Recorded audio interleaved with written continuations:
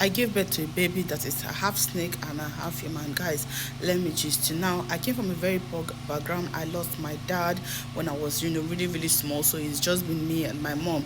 Now, just imagine how my life has been as that very, very poor background. All I do is just go to the market because we couldn't afford school. We couldn't afford any of the basic things that we needed. So all I do is go to the farm with my mom. Then I take those farm produce, the palm nuts and some other few things to the market to go and sell. But then even while trying to do this, it was so unfortunate on me. Every day I go to the market, I try to sell. I make basically no sales. So this went on and on and on and on, and the suffering was too much. So one day, out of frustration, I just went to the riverside, right, and I cried my eyes out. I tried to say, why was this happening to me? And so the river goddess should come and help me. All those things just out of frustration. Now I left. I went back up. I went on with my business like the usual. So now on this very faithful day, I was trying to pack up the things I took to the market to go and sell. And then there's just this very beautiful lady. I've never seen someone as beautiful as that in my entire life. Walked up to me and she was like, I want to buy what you're selling. And I'm like, okay, how many do you want to buy? She said, I want to buy everything you're selling.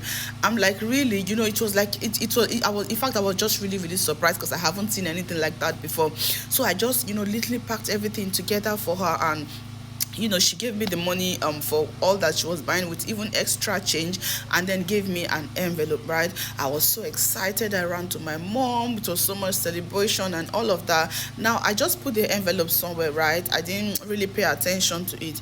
So while we're still going about this, some weeks went by. Everything went back to status quo and all of that. So one early morning I was trying to sweep the floor.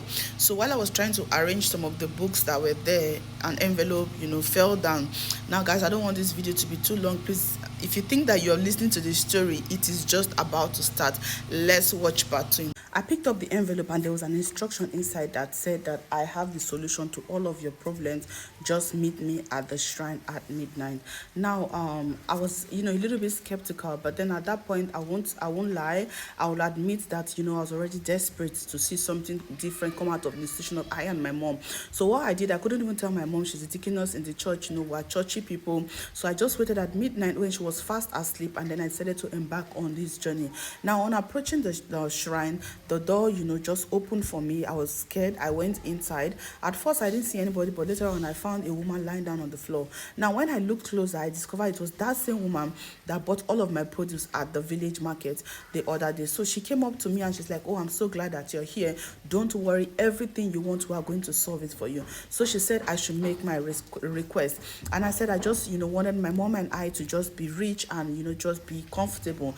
So she said that was like the list of the things that they could do for me, that I shouldn't worry, it was going to be done, but that it was on one condition. Now at this point I was already so desperate, so whatever they were even going to require of me, I said I was going to do it. So she said, oh, you're going to have to sleep with a spirit animal. Immediately I was so scared, but I told her no problem, I was going to do it. So within a few minutes she summoned the spirit. It came. It was so shiny, and what I now saw was that it was a python, right? So I started shaking. Before I knew it, the python wrapped itself around me, and then I passed out. I woke up a few minutes later. It was just I and the woman that was there, and she was like, don't worry my dear, it has been done already. In the next 10 days you're going to see changes. I went back home. I didn't tell my mom. We went back our daily activities. I was still going to the market to go and sell and all of that. And on the 10th day, yes, people were making outrageous demands of us. The demands were so much, we had to even go and be collecting produce from other marketers to add up to go and sell. And before you know, our business grew so big that we now had up to 6 branches of our business. And then it was at that point, guys, that something happened. But let's just watch it in the next part of this video, which is the final one, where I'm going to tell you how my life changed drastically and I regretted up to this. Business was so good, everything was just going great, until I started noticing my tummy was becoming bigger. Even my mom, it was so visible, and she was asking, oh, are you pregnant? Truly I had not had any intercourse with anybody, so I was like, no, probably the food I'm eating and all that. But then it started getting bigger, guys, like obvious, like a pregnant woman. And then my mom was like, oh no, let's just go to the hospital to check what was happening. Guys, When we got to the hospital, I found out I was pregnant. Then my mind now went back to that spirit python that I had that thing with that time, and immediately I became scared. But then I just went on, like everything was normal. I gave birth to the baby. But then, guys, after 6 months, I had the biggest shock of my life. You would not even want to imagine.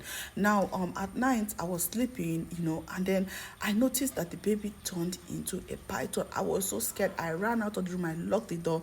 By the time I came back in the morning, the baby was normal. That was when I now realized, what was really, really going on. I couldn't take it. I couldn't carry on for too long. So I had to take the baby. I returned the baby to the shrine where it happened. Now, after I did that, I came back around to my mom. I told her everything that happened. My mom was still in so much shock and fear. And, a few months later, my mom passed away.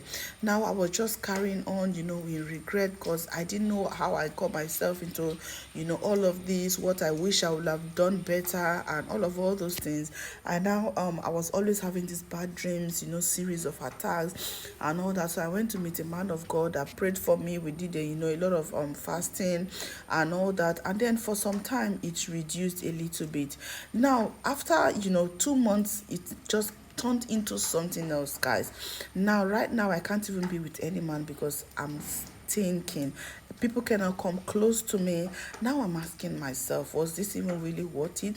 What did I do with my life in the name of money, guys? If you have any advice for me on how I can go about this, please kindly drop in the comment section.